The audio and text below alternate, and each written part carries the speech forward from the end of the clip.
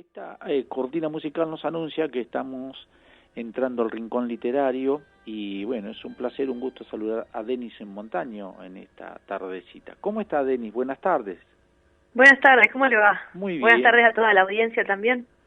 Muy bien, todo lindo. Esta semana, bueno, ¿qué hemos preparado? ¿De qué vamos a hablar en esta jornada aquí? Bueno, oscuro, nublado, con aguanieve, realmente Sí, desapacible. tenemos algo espectacular para el día. Entonces. No me diga, a ver. Hoy vamos a hablar sobre cumbres borrascosas. No, justo, cumbres borrascosas, Emily Brontë, ¿no? No sé, mi inglés es muy malo, pero... No, exactamente así, Emily Brontë. Emily muy Brontë. Bien, sí. Qué apasionante la vida de las Brontë.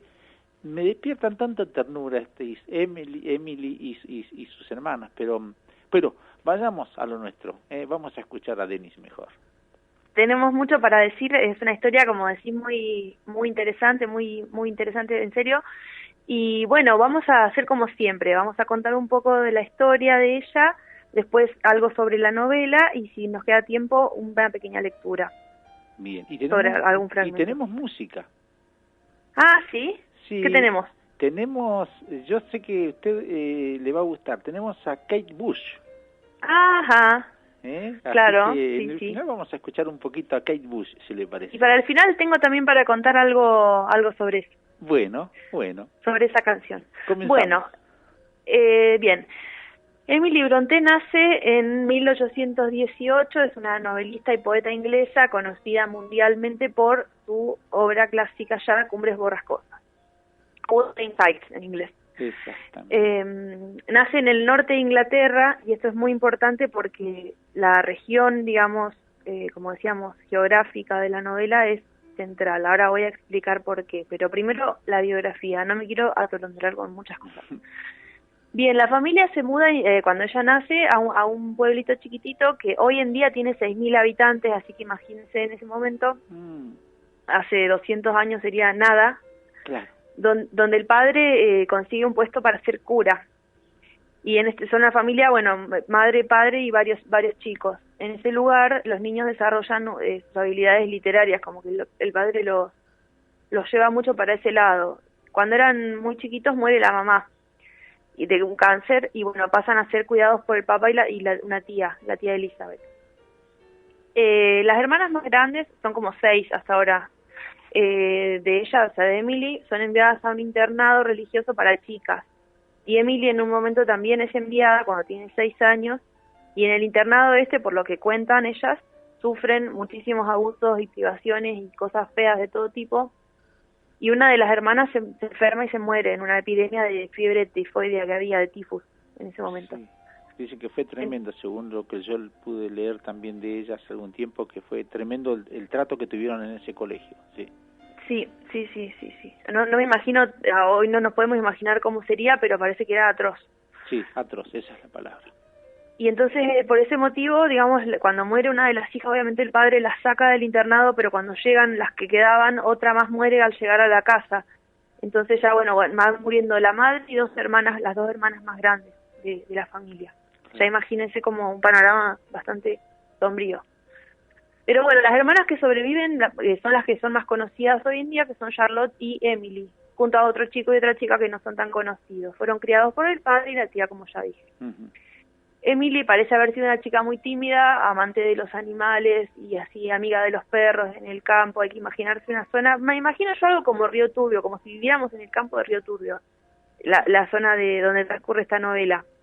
Ahora voy a contar, pero aparecen tormentas de nieve, viento, es como muy similar en ese sentido. De todas formas, las hermanas, a pesar de ese ambiente, tienen acceso a un gran universo literario. O sea, el padre les consigue de todo para leer, todos los clásicos y demás, se educan en la casa, digamos, no en la escuela, en su casa, leyendo, así entre todas. Y los niños, a partir de que al nene le regalan una caja de soldaditos de juguete, empiezan a crear con esos soldaditos historias y universos ficticios, a lo Borges, o sea, universos con mucha profundidad que durante toda su vida siguen alimentando y creando poemas y cuentos y demás sobre esos personajes y universos que lamentablemente no se conservan. Bien. Bueno, a los 13 años Emily y su hermana, no, ya lo dije, perdón. A fines de la adolescencia las hermanas se proponen educarse mucho, volverse muy cultas y abrir una escuela propia en el páramo, ahí, en el medio de la nada. Para eso, bueno, hacen distintos viajes. Primero Emily va a una escuela a trabajar, pero no puede estar mucho tiempo lejos de su casa, se siente enferma con las costumbres de la civilización o de la ciudad y decide volver iba a decir a las cumbres borrascosas, no, volver al pueblo. Y ahí siguen estudiando, en un momento abren una escuela, pero bueno, lo que sucede es que como no había estudiantes cerca, la escuela fracasa y se dedican a la literatura las hermanas en ese momento. Publican entre las tres que quedaban vivas, digamos, o sea, de las tres más grandes, un libro de poesía, que tiene una particularidad que va a acompañar también la publicación de Cumbres Borrascosas, y es que ellas publican con seudónimos de varón, las tres. Seudónimo de varón, ¿por qué? Bueno, según Charlotte, porque, dice que asumir nombres cristianos masculinos, o sea, bien masculinos, permitía no declararse mujeres, y eso tiene que ver con que tenía la impresión de que las autoridades, los censores de los libros en ese momento, vaya a saber cómo funcionaría, iban a verlo con malos ojos, de una forma prejuiciosa. Recordemos que estamos en la Inglaterra victoriana. Ah, claro. Muy estricta, muy severa, muy fea.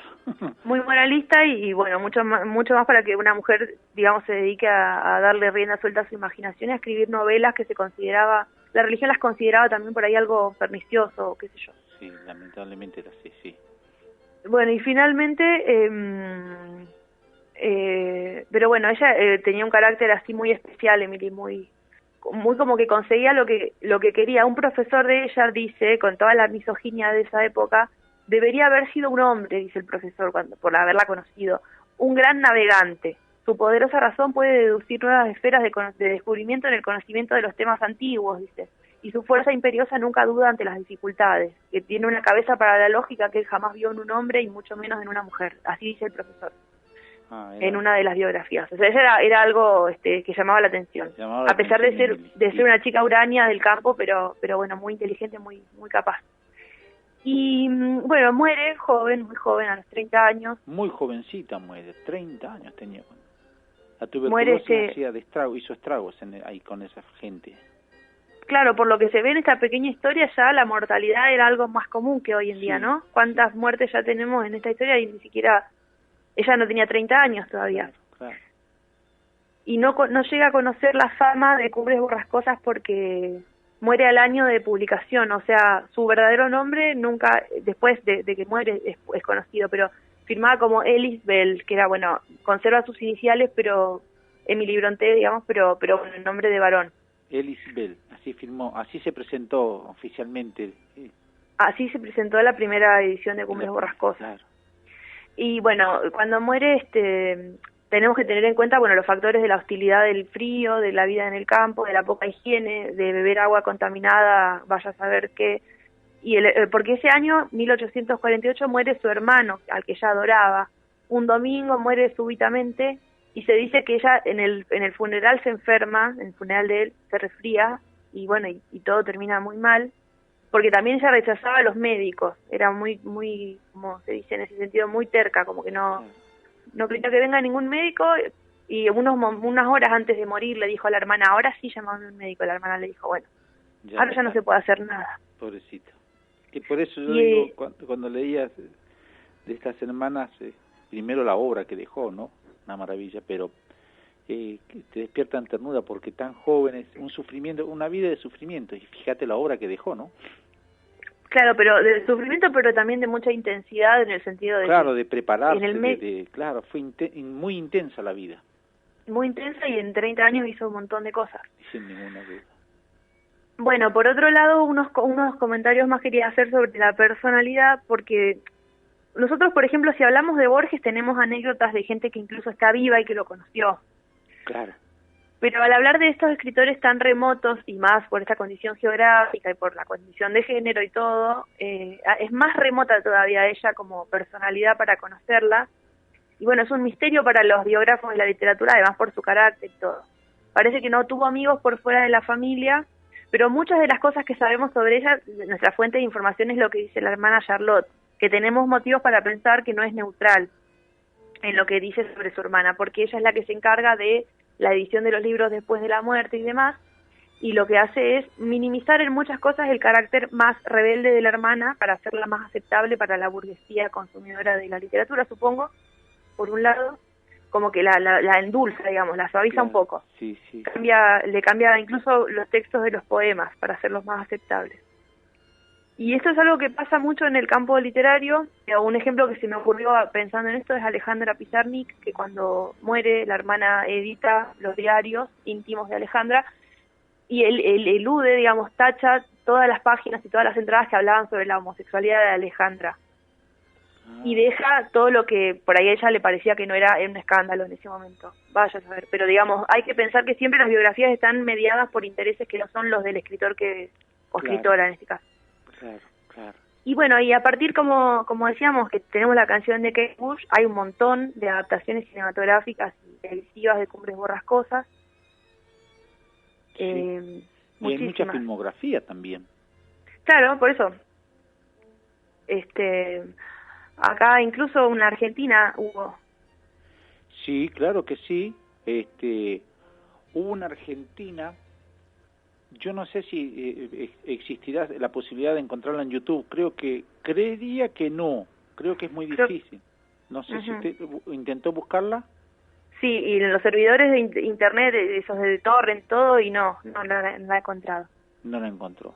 Bueno, yo lo que recuerdo que fue en el año 1977, se hizo Cumbres Borrascosas en la Argentina.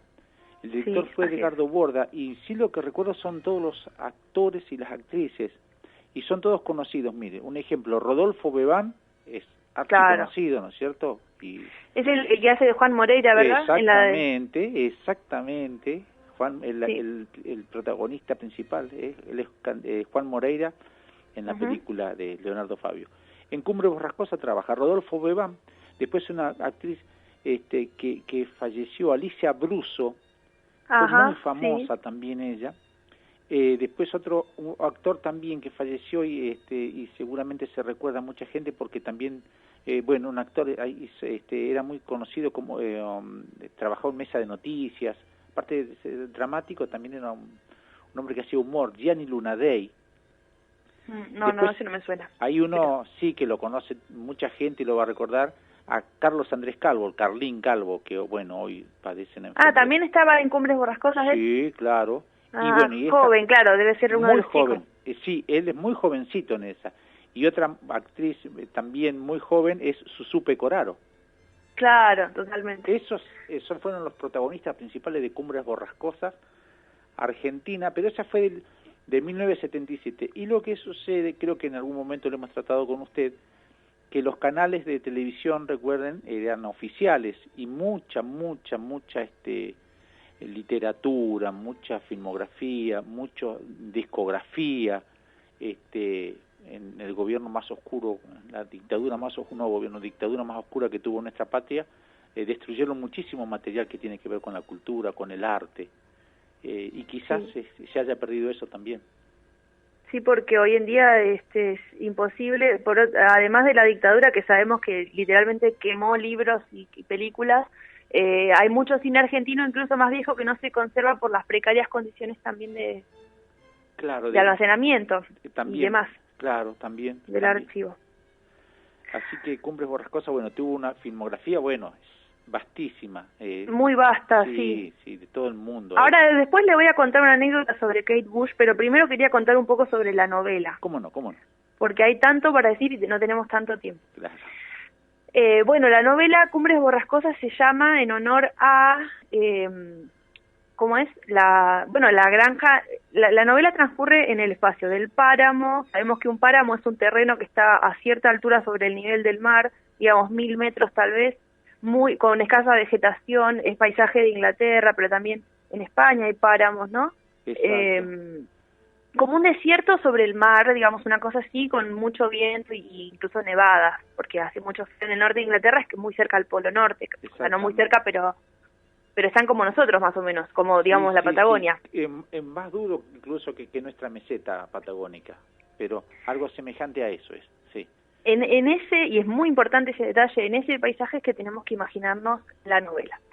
Se publica en el 1847, ya dije, con el seudónimo Ellis Bell, en 3 partes. Su verdadero nombre aparece recién impreso en 1850, como ya dije, nunca conoce la fama. La violencia y la pasión de los personajes llevaron a la crítica a pensar que la novela había sido escrita por un hombre. Porque el antecedente que tenía esta novela era Jane Eyre, de la hermana Charlotte, que era una novela sobre, Jane Eyre era como una novela de aprendizaje, muy de una nena que va a una escuela, muy basada en su experiencia en el horrible internado que decíamos antes. Uh-huh. Entonces la crítica se sorprende con esta historia, hasta la misma Charlotte se sorprende y escribe un prólogo muy poco amigable en un punto, porque bueno, describe pasiones primitivas como el odio, la venganza, el amor, a pesar de las convenciones sociales, la crueldad, se condena por inmoral, en esta época recordemos victoriana, pero con el tiempo se convierte en un clásico universal. Los temas, no, eso no importa, perdón. El argumento de la novela, esto me interesa, se sigue una cosa que podríamos llamar una estructura de cajas chinas, no sé si se entiende la idea. Cajas chinas, yo le diría, me hace acordar, cuando usted dice cajas chinas, me hace acordar a las famosas matrioscas rusas, esa muñeca que usted abre y sale otra y otra y otra y otra. Totalmente, ¿Eh? sí, es eso. Es eso. Hay que pensar en eso, en una estructura que se alimenta a sí misma, como por ejemplo de Don Quijote de la Mancha o Las Mil y una Noches, donde la chica le cuenta al rey una historia y al otro día otra historia y al otro día otra historia que involucra a la anterior, y así es una cadena que donde el punto de vista va siendo mediado por muchos personajes. Ahí está. Esa es la posibilidad que tiene. Entonces, bueno, ahora voy a explicar eso, pero tenemos 2 espacios, decía en la novela, que es muy cerrada, la perspectiva son 2 granjas, la granja de los tordos y las cumbres borrascosas. Representan a las 2 familias protagonistas y son muy distintas entre sí. La estructura es cerrada porque la narración nunca sale del páramo, o sea, cuando los personajes viajan, y pasa muy seguido, a la ciudad o cosas así, no vemos el viaje a la ciudad como en cualquier novela, sino que solamente vemos cuando vuelven a las cumbres. Nos da una perspectiva, había leído por ahí en un crítico, claustrofóbica, a nosotros como lectores, porque estamos encerrados en las cumbres, no podemos salir de ahí durante la novela. Solo vemos lo que sucede en el páramo, nada más. Claro. Quién va y quién viene, y cómo viene cambiado o lo que sea, pero no lo que pasa afuera. La novela se abre con la llegada de un personaje llamado Lockwood, que tiene algunos rasgos humorísticos, me parece que como para atenuar un poco el dramatismo del resto de la historia, que es el nuevo inquilino de una de las granjas, y que quiere conocer al señor de ahí, de esas tierras, que es Heathcliff, el protagonista. Entonces, en esa primera parte, cuando llega a la casa de Heathcliff, conoce a una chica medio reservada y malhumorada, un criado viejo y mal llevado, y un joven también muy mal educado que habla como un sirviente, dice él. Él no entiende qué relación tienen entre sí estos personajes, todos son muy desagradables con él en ese primer momento, hasta los perros, hay una escena donde los perros lo atacan, 2 veces lo atacan, los demás se burlan y qué sé yo, mientras él está ahí como viendo, no sé, como viendo qué onda, y se larga una tormenta de nieve tremenda y se tiene que quedar a pasar la noche sí o sí en las cumbres borrascosas, esa primera noche. Heathcliff, re de mala gana, le dice, bueno, que se quede. Y una de las criadas le prepara un cuarto y le dice algo como que al dueño de la casa no le gusta que ese cuarto se utilice. Bueno, entonces ya tenemos como todo un misterio planteado en torno a quiénes son estas personas, qué es lo que les pasa. Y acá es que el personaje de Lockwood se pone a revisar la biblioteca del cuarto y ve unos libros todos anotados y firmados por una tal Catherine. Bueno, se queda dormido leyendo un libro, o entre esos libros una Biblia y otras cosas, como apuntes de una adolescente, y hablaba sobre Heathcliff también. Se queda dormido con el libro en la mano, y esa noche tiene una pesadilla muy aterradora en la que el fantasma de ella viene y le golpea la ventana y le pide que por favor la deje entrar a la casa. Entonces él se pone a gritar y Heathcliff viene y queda descolocado y empieza a gritar, Heathcliff, por favor, que le grita al fantasma, no te vayas. Ahí empezamos a intuir que algo pasó acá. Claro. ¿Y cómo sabemos qué pasa? Porque acá viene lo de las cajas chinas. Nuestro personaje Lockwood visita a la casera de la otra granja y le dice como, por favor, ¿no me contás la historia o qué es lo que pasa? Y la señora dice, bueno, sí, te voy a contar. Obviamente que para esto Lockwood está enfermo, resfriado, porque tomó mucho frío, entonces mientras él está en cama, la señora todos los días le cuenta un poco de la historia. que realmente, bueno, es muy intrincada, pero de lo que se trata es, más o menos, voy a tratar de ser breve, es que Heathcliff, este chico, que ahora es el señor malhumorado, dueño de todo, en esa granja vivía un matrimonio que tenía 2 hijos. Y un día el señor viajó a la ciudad, como dije, no vemos qué pasa en la ciudad, pero vuelve a las cumbres con un bebé que se había encontrado, un huérfano. Ahí, o sea, se puede hipotetizar que capaz que sería un hijo ilegítimo de él, vaya a saber. La cosa es que él dice que se lo encontró a ese niño y que, nada, lo quiere criar. Y bueno, y así va pasando los años, pero después ese padre muere y el niño queda como un sirviente en la casa. Y tanto lo desprecian, tanto de una granja como de la otra, que él decide vengarse de todos y quedarse con todo. Y es lo que termina pasando al final de la novela. Es muy realmente complicada la estructura y no tengo tiempo ahora para explicarla. Pero lo más importante de todo esto es la historia de amor que se da entre él y la hija de este matrimonio, los primeros dueños de las cumbres, ¿no? Catherine. Ah, bien. Que es una historia que trasciende la vida, porque ella muere en un parto, que también era algo muy común que pasaba en esa época entre las mujeres, y bueno, y el fantasma, pero, o sea, ella muere, pero el fantasma siempre está atormentándolo a él. Diría yo casi no desde un lugar romántico, sino como algo más gótico, más de terror. Pero él no puede olvidarla, y lo interesante es, voy a contar esto y ya voy cerrando, al final de la novela, cuando él porque el personaje que a nosotros nos lleva se va por unos meses de las cumbres y después vuelve y Heathcliff está muerto. Entonces él habla con la gente para averiguar cómo fue que murió, y es que lo encontraron sonriendo en la habitación que era de ella, y que últimamente estaba tan ido que lo único que quería hacer era estar en contacto con el fantasma. Y los lugareños, digamos, de ahí del páramo, dicen haberlos visto todas las noches paseando juntos los 2 fantasmas, ahí por el páramo. El páramo, claro. Que a las noches se los ve a los 2 paseando y qué sé yo. Ese es el final de Cumbres Borrascosas. Perfecto. Entonces tenemos, bueno, varios personajes. Lockwood, sin ninguna duda, es el narrador de esta historia. Uh-huh. Y Heathcliff, que es el protagonista principal, digamos, el protagonista masculino, Heathcliff el malhumorado, y Catherine, digamos. claro, los 2, sí. Claro. Que en ese sentido ella no tuve mucho tiempo de explicar, pero ella también tiene un carácter muy parecido, muy malhumorado, muy complicado. Son iguales. Bueno, y se recomienda leer entonces Cumbres Borrascosas. Sí, para mí es divino, totalmente. Bueno. Vamos a escuchar un poquito porque nos quedan 2 minutos. Vamos a escuchar un poquito en el final, ¿le parece ya que nos despedimos con Kate Bush? Bien, bueno. Bueno, será hasta la próxima semana entonces. Hasta la próxima semana. Muchas gracias, que ande bien, buena semana. Igualmente, hasta luego. Chau.